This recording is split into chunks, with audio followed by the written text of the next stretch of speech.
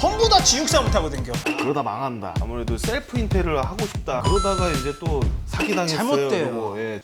직접 해본 사람들은 내 말을 무조건 공감할 거라 저는 1000% 생각합니다.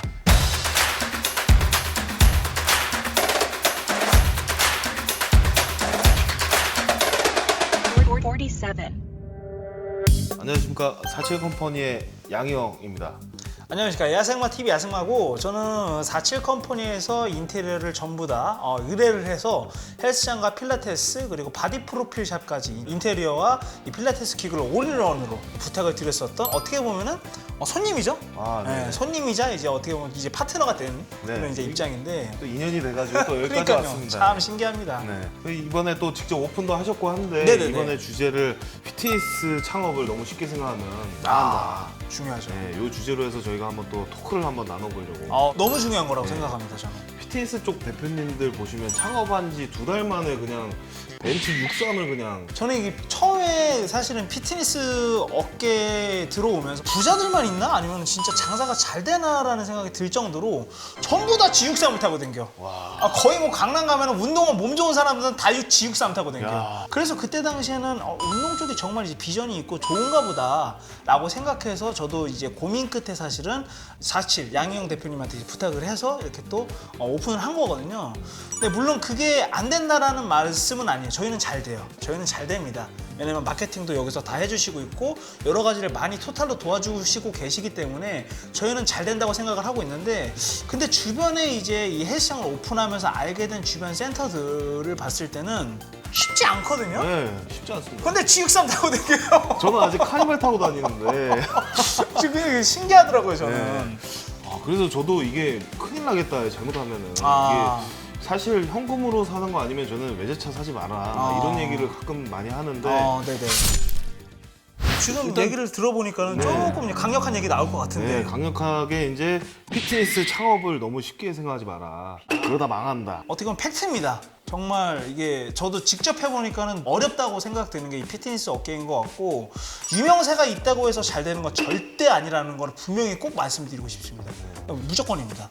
창업 중에도 아무래도 셀프 인테리어를 하고 싶다 하시는 분들 굉장히 많으세요. 중요하죠. 그러다가 이제 또 사기당했어요. 잘못돼요. 그리고, 예, 전화 온 분도 계시고. 일단 제가 뭐 셀프 인테리어를 잠깐 했다가 화를 못 이겨서 그때 이제 부탁드린 게 사실이었었거든요. 하다가 기본이 잡쳐요, 그냥. 이게 내가 생각하는 대로 움직여주지를 않아요, 이 모든 것들이. 그렇기 때문에 그냥 맡기는 게 마음 편합니다. 맞습니다. 그냥 딱 여기 보면 페인트 칠 나도 할 수 있다는 생각이 또 안 들거든요. 돼요. 또. 다 흘러내립니다. 네. 저 해봤어요. 해보고 맡긴 거예요. 에폭시 이 유튜브에 많이 나옵니다. 근데 에폭시를 이렇게 해보잖아요. 잘못돼요. 기계가 옆으로 기울어져 있어요. 맞습니다. 예, 상당히 어렵더라고요. 저도 직접 해보고 돈을 막 쓸 수는 없으니까. 그래서 직접 이렇게 해봤는데 정말 어렵더라고요. 그래서 찾다 이제 47에 이제 의뢰를 했었던 거고, 저도. 셀프 인테리어 같은 경우에 두 가지가 있는데요. 첫 번째는 직접 하는 거. 직접 하는 거. 그다음에 두 번째는 직접 인부를 불러가지고 오픈하는 거. 이렇게 딱 두 가지가 있습니다. 근데 둘 다의 문제는 뭐냐면, 첫 번째는 셀프는 분명 이 칠 같은 경우에 네네. 이게 매끄럽지 않은 곳은 이게 바다질을 하고 그 위에다 또 말리고 샌딩하고 그 위에 또 칠을 해야 되는데, 네네. 이걸 모르고 그냥 칠합니다. 제가 그랬어요. 이거 왜 자꾸 색깔이 이렇게 합쳐지지? 그러다 마르지도 않습니다. 그렇게 진짜 몰라서 유튜브를 다 찾아봤었어요. 에폭시 정도는 내가 해봐야겠다라는 생각이 있었거든요. 근데 안 돼요. 그냥 내가 할 수 있는 건 고무판 까는 거. 맞아요. 진짜 그거밖에 없어요, 진짜로. 이게 현실적인. 고무판 깔고 그냥 기구 배치. 끝이에요.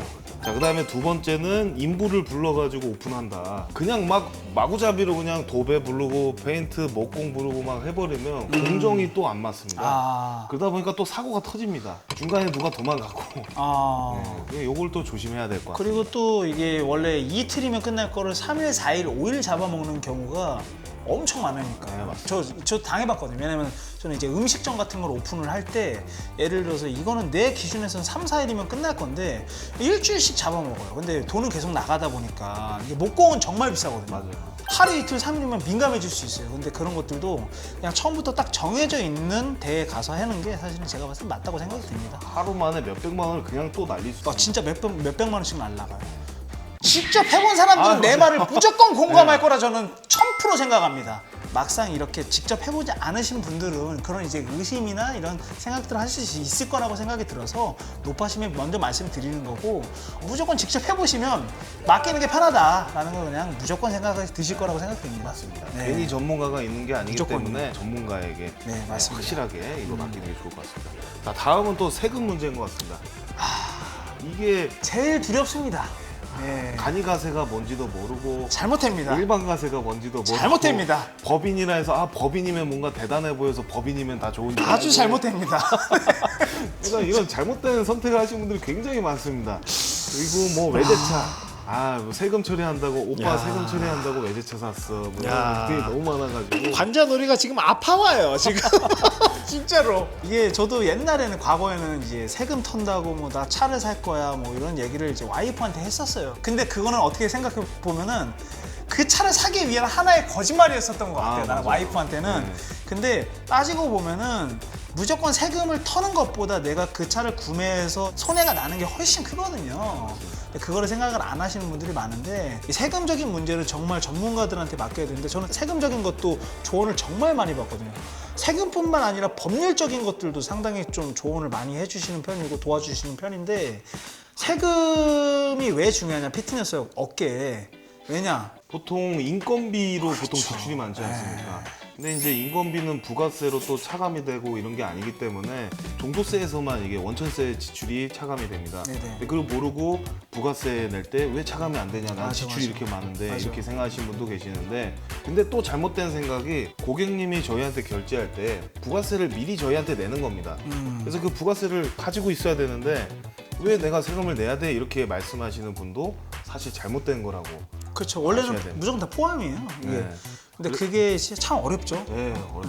막상 어렵지. 돈 들어오면 다 내 거 같고. 그렇죠, 그렇죠, 그렇죠. 이게 다 써야 되고. 절반 이상 나가는데. 네, G63 사야 되고. 그렇지, S 사야 되고. 네. 근데 그게 정말 어려워요. 저는 주변에 이 피트니스 업계에 있는 친구들, 저는 그 친구들한테 저는 좀 직설적이거든요. 주제 파악을 하고 살아라라고 저는 말해요. 근데 이게 주제 파악이라는 말 자체를 기분 나쁘게 들으시는 분들도 억양이 강해서 있으실 수 있겠지만, 그냥 간단하게 자기의 주제를 파악을 하라라는 말이에요. 이게 나쁜 뜻이 아닙니다. 그냥 저도 저의 주제를 파악하고 제 위치에 있어서 거기서 열심히 하는 거지, 저를 알고 있는 제 친구들이나 피트니스에 종사하는 친구들한테도 저는 주제를 파악하고 살아라라고 말을 많이 하는 편이거든요. 근데 본인의 주제를 파악하고 본인의 위치에 맞게 본인이 벌어들이는 수익에 맞게 그만큼만 지출하고 그거를 가지고 또 재투자를 하고 이런 것들이 계속 이루어져야지 이제 점점점 커지고 나중에는 정말 내가 지육삼을 편하게 살 수 있는 정도가 되는데, 무언가를 짜내듯이 사내면은 그때부터는 문제가 조금씩 이제 쌓이기 시작하거든요. 제 경험상은 그렇습니다. 뱁새가 황새 쫓아가다가. 당연히 씌어집니다. 그래서 이건 정말 좋은 말씀인 것 같고요. 네네. 이걸 참고하셔서 정말 많은 예비 차용업자분들이 무조건 외제차 탄다고 좋은 게 아니고. 맞습니다. 결론은 뭐냐? 카니발이 짱이다. 카니발. 예. 진짜 짱이다. 제 차가 카니발입니다. 카니발 근데 한 40대 갖고 있어요. 처음으로 돌아오면 뭐 세금 관리도 잘 해야 되는 거고, 그리고 자기의 주제 파악을 잘하고 경영도 잘 해야 되는 거고. 사실 경영이 저는 정말 어렵더라고요. 저는 사실 헬스장의 경영을 잘 모르지만 대표님은 여러 가지 헬스장 경영을 많이 또 하고 네네. 있잖아요. 직영으로도 많이 하고 있고. 네네. 이게 상당히 저는 중요하다고 생각하는데, 요즘 가장 뜨거운 어떤 거죠? 그게 지금 네네. 궁금해 하실 것 같아요. 네. 일단은 제일 기본적인 거 이런 게 있는데요. 47.